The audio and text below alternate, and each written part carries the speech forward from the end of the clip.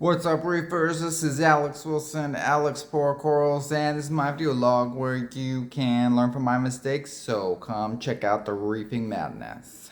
Alright, so here's a shot of my sodium nitrate that I talked about on the last episode. And so yeah, after doing a little bit of experimentation, I was able to determine that we need to add 6 teaspoons. At least that's what it took me, 6 teaspoons to 1 liter of water. And this gave me approximately 7 parts per million solution. Okay, and this is a solution that you add 1 milliliter of it to 1 gallon of water, and that will raise it up 7 parts per million. So that's the solution that is the same concentration that is found in the Brightwell Neo, the Neo Nitro product. So yep, there it is. After experimenting with a little bit, I mean, you can, it's a guide from there. I mean, you can go with it. That's what I kind of got, but you can certainly experiment that with yourself.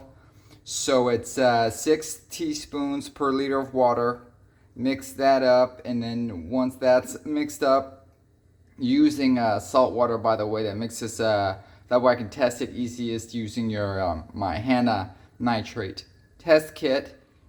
And so you take 1 milliliter of your solution right there, and then it raises up 1 gallon of water, 7 parts per million of nitrate. So good so far there. I'll let you guys know. And by the way, this is pharmaceutical grade quality chemicals that I got off Amazon right there, and as well as the Loud Wolf. This is the trisodium phosphate that I will be doing, but I still have a whole bunch of the Neo Phos to use first, so once I'm done with that I'll get to this one. But this one is in fact food grade, as well as it says right there, and it shouldn't have any of these products any problem with adding into a reef aquarium. It's just adding the sodium and then the nitrate and the phosphate in this case. And so what else do we got over here? Well, I got off the Aquafloat that I by E-Hops that I got off of Salt Water Aquarium, and I would highly recommend this one because it's the best one that I found out there. It was only $40, and it's certainly extremely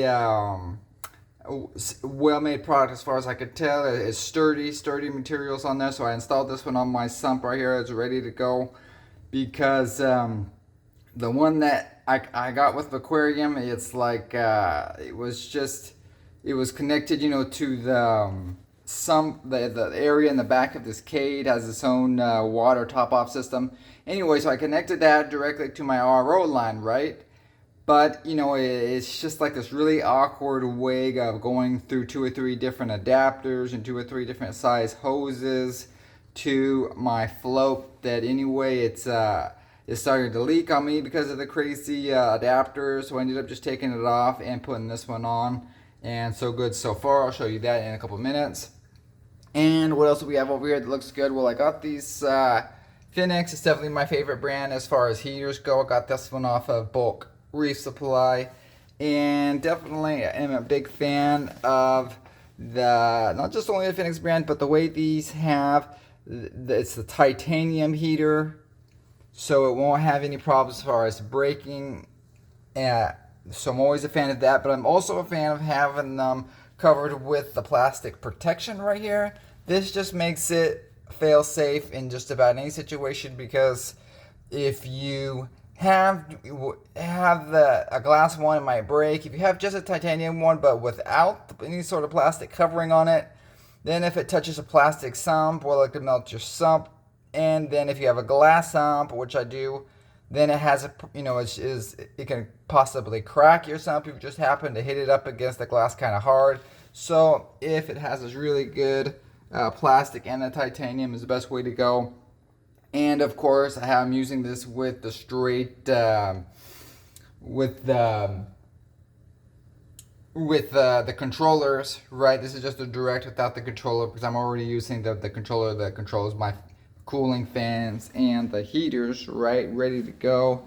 Okay, so let's check out the 20-gallon quarantine, and there it is. And this one, the dinos on it have gone back down, fingers crossed, but also have a little bit of the fleece on the top probably the main thing I would say that seems to be the best is just to drop it down, the intensity of the lighting. I had it at 100%, and then I had it lowered way down as far as there, so I brought it all the way back up and then brought it down to 50% intensity.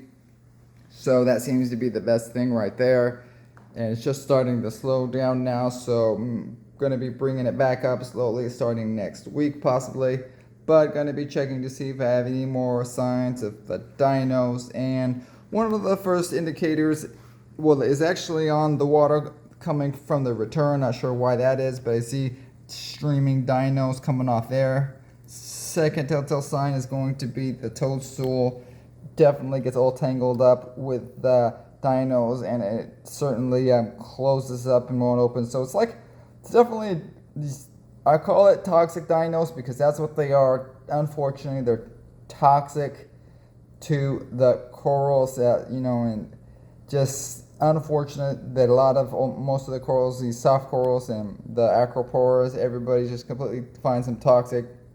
So when you start to get a boom of them, definitely do not let it go out of control. You want to just try to slow it down. Besides, I guess that's true of any algae bloom, but just bring down the lighting is probably the best option out there. And so, got the alkalinity on this guy. I'm using the Alpha Reef, bumping it up to 9 DKH, and that's where I like to be at because you got buffer going up, and then you got a safe buffer going down. If it goes down to lower ranges, you're still in a good range. You don't want to be at 7, so you just want to be anywhere between 8 and all the way up to I think 13 or so, actually, or 14 or even higher. People have said and haven't had any bad reactions.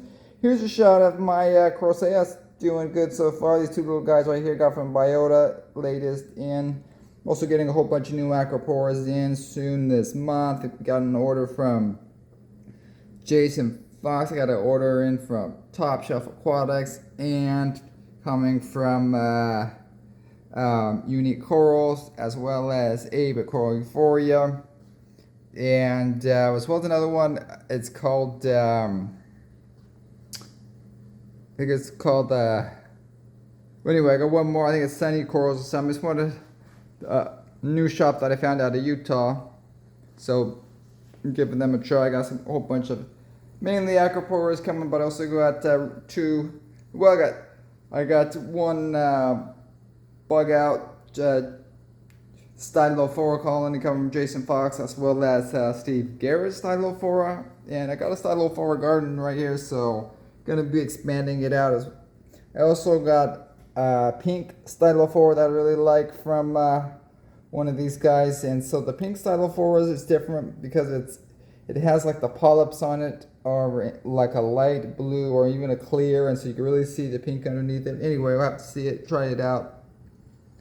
Heliofungia, everybody's doing good over here. I got the Goniopora garden right there. This is the purple Goniopora. I got this one at Dan from Tidal Gardens, doing good. And the green one over there is starting to come back. And the other red one right there from Tidal Gardens was a pink Goniopora. Hopefully it's going to be coming in soon as well. And yep, the Acroporas on here definitely were giving me problems. Lost a couple of them, and one of the, I had turned off my protein skimmer for 2 weeks, and I was thinking, oh yeah, that was most likely the culprit. However, I had also increased the lighting in that time, so now I'm thinking that it could have been both, but more than likely it was just the lighting. So, because on this one right here, I'm running the XR15s and XR30s, but I have like, two 30s and then, 2 XR15s in the center right there. So, and I got them towards the end. So it's almost like a double amount of lighting. So therefore, I think that it's best to run them. I brought them back down to 50% because I had brought them all the way back to 80. 80 was just too much, seemed like at this time. So I want to go any higher than 70 going forward. Really have to grow in a lot more on the Acropora and the SBS before I did that again. And right now I got it on 50, and then, in the short term up to 60. We'll see what that does, and it's probably good. Should be good. But I had the rainbow splices right there. I went ahead and moved them down to the coral scrubber underneath because they just looked like they were just a couple spots on them, but real small pieces that are alive on them. And so let's see, what else do we got? Have this is the yellow tips. So this is the yellow tips tort. Definitely has good pulp extension, good color. That one's looking good. I have the bonsai back there. That one's looking bad. Got a lot of tissue loss, as well as the fireworks right there to the left.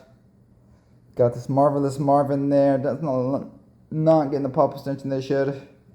Yeah, this one's the rainbow. That one is looking good. Looks like it's got more and more polyps on it. Good color.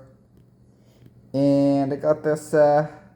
This is the Christmas tree worm rock with the parietes. Definitely looking good pulp extension. Starting to cover up the coralline algae that was on that guy. And so I have the other one right here, and the original green parietes on it. It looks like it's good pulp extension, good color, and it looks like they're starting to come back right there. And you really see the Christmas tree worms right now looking pretty good. Okay, so then on this guy right here, I went ahead and stuck this guy on with, like I told you in the last episode, using a little bit of the epoxy.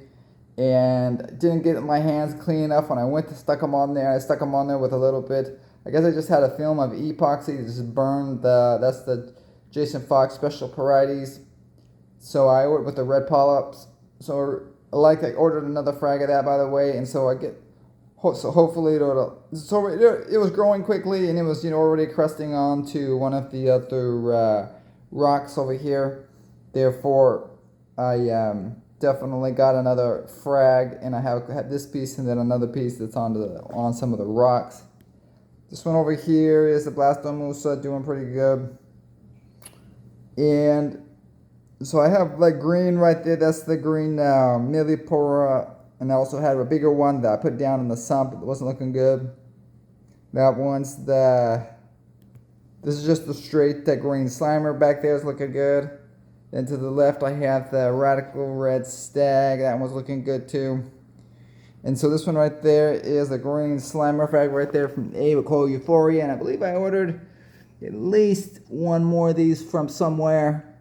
Okay, I think it's called Sunnyside Corals. And so I really love the green Bali Slimers, as well as just the green Stag. It's just a green Acropora look. So looking forward to getting more of those guys. And so so we have what's going on with the home record recovered, but to the right, of course, we have the Walt Disney definitely going downhill. So I ordered another frag of the Walt Disney from Acropora Euphoria. Looking forward to getting that one. He has a really good frag that at least looks like it has some really good color, really good yellow on it. So hopefully it's accurate and that it will keep that color, because a lot of times I hear that the color can either turn to more of a greenish instead of a yellow. So on the Acropora front over here, what else have we got? I got the Frankenberry. This one's looking good. Frankenberry table, good color. It's got green and red. Polyp extension is good. And then last but not least, on the Acropora front right here, I got this. This is the Miyagi tort that I got from Unique Corals over here. Joe Caparata, gotta love it right there. So looking forward to that one. Also ordered another hammer. I got a bicolor hammer. It looked really good, I believe, from Sunnyside Corals, Utah. Right, Yellow Tang? Alright, so we got corals coming. What's going on? Better check out the clams. Clam garden, here they are. What do I have to say? There's some Croceas over here still moving around on me. These like bumper clams a little bit. I try to push them back over there, and they come pushing back just like within one day. And I got another Crocea right there. I got the blue maximum. And I have the Squamosa. It's blue spotted Squamosa. It's mostly brown and gold with the blue spots. However, I had one once in the past that was it was, instead of brown, it was white. It was really nice white, and then like some I think it was white and brown. It wasn't even white and gold. I think it was just white and brown, But it was absolutely spectacular, absolutely amazing. I'm looking for another one just like it, and I haven't had one. And even when I bought it back then at the time, I mean, it didn't look like it was the big thing, but then I put it in there, and once it really got settled in and established, it really started to take on a really nice color, and the mantle on it was really thick and huge. So I really liked that one. It was really weird, white and brown squamosa. So yeah, squamosas are really awesome, really hardy. One of the hardiest of the clams, close to the Durasa. It's just to get a little bit too big for me, at least for this aquarium. So the Croceas though are definitely more practical, keeping a max size of just 6 inches. So you know, even if they get to the full maximum adult size of 6 inches, really practical to move them and to sell them. Lift them up actually gets to be problematic if you're dealing with the larger clams. The maximum, of course, gets maximum size of 12 inches right there, and of course the squamosa right there is like 18, and then maybe even 20 inches. And then, so the Durassus is a problem that they get up to 2 feet, maybe even a little more. So 24 inches for the Durassus. And then the Hippopotamus is the only other ones, and those are good too. And they get probably about, I think it's 12 inches, or maybe even a little more than that, to 15 inches. So definitely a little bit on the bigger side as well. However, they all are pretty slow growers. Right, Yellow Tang? Alright, so everything else seems to be doing pretty good. This elegance coral is doing crazy. Moved them around a little bit. We got the bubbles over here, and we got the side shot. See the alkalinity on the same thing. Got nitrates. I got bumped it up to 15 parts per million, and the phosphates on this one were, I dosed it up to 0.2 parts per million. I've also I tested it the next day, and it was already down to 0.07. So those to back up to 0.2, and it seems to be using it up quickly. And then on the 20-gallon quarantine, because of the dinos, I went ahead and let it go down to 0.0. So far so good. The corals haven't died. Should be able to go for a while at 0.0, and in theory the dinos should die first before the corals. However, you know, some people say that it's the opposite. The corals will die right away, and of course the dinos will live on for millions of years. Alright, so depending on that and the lighting as well, but they seem to be, in theory, it seems to make sense because the dinos, they grow much more at a quicker rate, quicker pace. It seems like that, you know, when they're absorbing the nutrients at a quicker rate, it seems like they would, if they can't get it, it seems like they would be forced to die, whereas a slower growing organism should be able to hold on just a little bit longer. At least in theory. Alright, there's a shot of my Bounce Disco Soma red mushroom. There it is. It's crazy. I got the purple Rhodactis over there, orange Rhodactis, green Rhodactis, doing good. And see, this is the shot of my green willow, weeping willow toadstool, and we say it's that the increased lighting on kind of turning a little bit even more green, not closing up a little bit. So that's one of the signs. He'll come back, though I know that it's just going to take him a couple of weeks now that I've lowered down the lighting intensity. Alright guys, well I guess that's it, but check you on the next one. Happy reefing, bye.